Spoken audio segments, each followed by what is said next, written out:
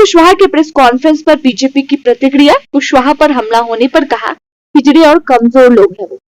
जदयू संसदीय बोर्ड के अध्यक्ष उपेंद्र कुशवाहा के प्रेस कॉन्फ्रेंस पर प्रतिक्रिया देते हुए बीजेपी प्रवक्ता प्रेम रंजन पटेल ने कहा कि उपेंद्र कुशवाहा ने पार्टी के अंदर की बात को उठाई है।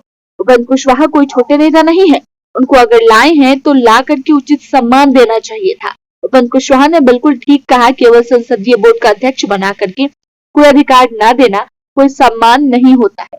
केवल दो व्यक्ति जिनका एक छत्र राज पार्टी के अंदर चल रहा है, एक निर्णय करने वाले, दूसरा इम्प्लीमेंट करने वाले। प्रेम रंजन पटेल ने कहा कि जदयू कोई पार्टी नहीं है, उस पार्टी में उपेंद्र कुशवाहा का केवल ला करके झुनझुना थमा दिया गया। उपेंद्र कुशवाहा ने कोई गलत बात नहीं कहा। जब 1990 में बिहार में जनता दल यूनाइटेड की सरकार बनी थी, उस सरकार में नीतीश कुमार हिस्सेदारी मांग रहे थे। उसी हिस्सेदारी को लेकर 12 फरवरी 1994 को पटना के गांधी मैदान में कुर्मी चेतना महारैली हुई थी और उसके बाद समता पार्टी का गठन हुआ था। उस समय से उपेंद्र कुशवाहा उस पार्टी के अंदर थे और लगातार पार्टी के काम को कर रहे थे, इसलिए उन्होंने कहा कि मैं वही हिस्सेदारी मांग रहा हूँ। प्रेम रंजन पटेल ने उपेंद्र कुशवाहा के काफिले पर हमला को लेकर कहा, यह लोग हिजड़ा और कमजोर है जो लोकतंत्र में लाठी और पत्थर से आवाज को दबाना चाहते हैं। सुनिए क्या कुछ कह रहे प्रेम रंजन पटेल। कहा कि अध्यक्ष, संसदीय बोर्ड अध्यक्ष बनाने के नाम पर मुझे झुनझुना थमाया गया, एमएलसी बनाने के नाम पर लॉलीपॉप थमाया गया, कल मेरे ऊपर हमला भी हुआ। उन्होंने पार्टी के अंदर की बात को उठाई है। जिस प्रकार से उपेंद्र कुशवाहा को पर कहा जा रहा था कि मैंने लाकर सम्मान दिया, तो उपेंद्र कुशवाहा जी कोई छोटे नेता नहीं है। उपेंद्र कुशवाहा जी चारों सदनों के सदस्य रह चुके हैं। उपेंद्र कुशवाहा जी केंद्र सरकार में मंत्री रहे हैं, बिहार में प्रतिपक्ष के नेता रहे हैं। तो उपेंद्र कुशवाहा जी का बड़ा कद है और उनको अगर लाए हैं तो ला करके उचित सम्मान देना चाहिए था। लेकिन ठीक उन्होंने कहा कि केवल संसदीय बोर्ड का अध्यक्ष बना करके कोई अधिकार नहीं देना, वो सम्मान नहीं होता है। इसलिए उपेंद्र कुशवाहा जी ने पार्टी के अंदर जो एक छत्र राज चल रहा था या चल रहा है, केवल दो व्यक्ति, एक निर्णय करने वाले, दूसरा इंप्लीमेंट करने वाले व्यक्ति है। वो तो पार्टी है नहीं, व्यक्तिवादी पार्टी है। और उस पार्टी में ला करके उपेंद्र कुशवाहा जी को केवल झुनझुना थमा दिया गया। इसी बात को तो उन्होंने कहा है, तो कोई गलत बात उन्होंने नहीं कहा है। जरूर, जब 1990 में बिहार में जनता दल की सरकार बनी थी, उस सरकार में नीतीश कुमार हिस्सेदारी मांग रहे थे।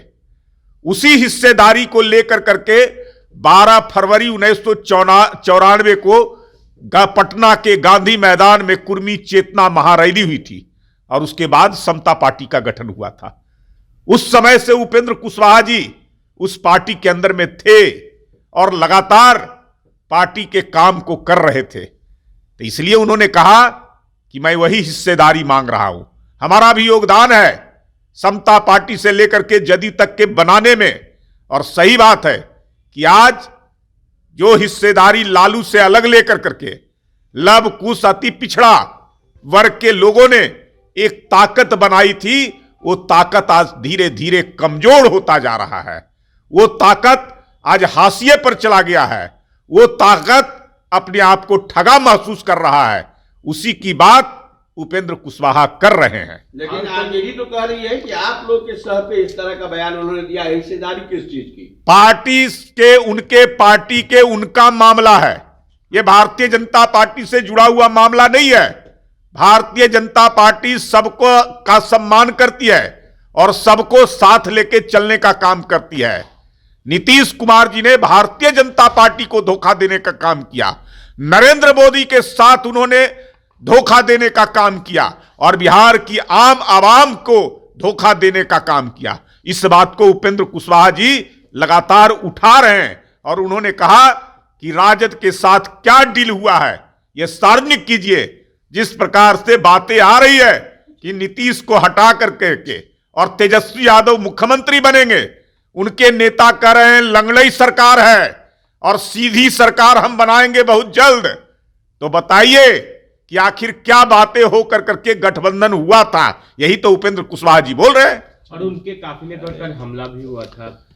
ये हिजड़े लोग हैं, कमजोर लोग हैं, जो लोग लोकतंत्र में लाठी और पत्थर और गोली से आवाज को दबाना चाहते हैं। उपेंद्र कुशवाहा कोई साधारण व्यक्ति नहीं है जिनको आप जबरदस्ती जो है से उनकी आवाज को बंद कर दीजिएगा। वो बंद होने वाली आवाज नहीं है। परफेक्शन IAS, UPSE और BPSC फाउंडेशन क्लासेस के लिए समर्पित संस्थान। यहाँ आपको UPSE selected and interview appeared faculties द्वारा गाइड किया जाता है। Separate batches for Hindi and English medium. 65वीं और 64वीं BPSC एग्जाम में 69 और 107 रिजल्ट्स एवं 66वीं BPSC एग्जाम में 131 रिजल्ट्स हासिल किया है परफेक्शन IAS टीम ने। परफेक्शन IAS, कुमार टार, बोरिंग रोड, पटना।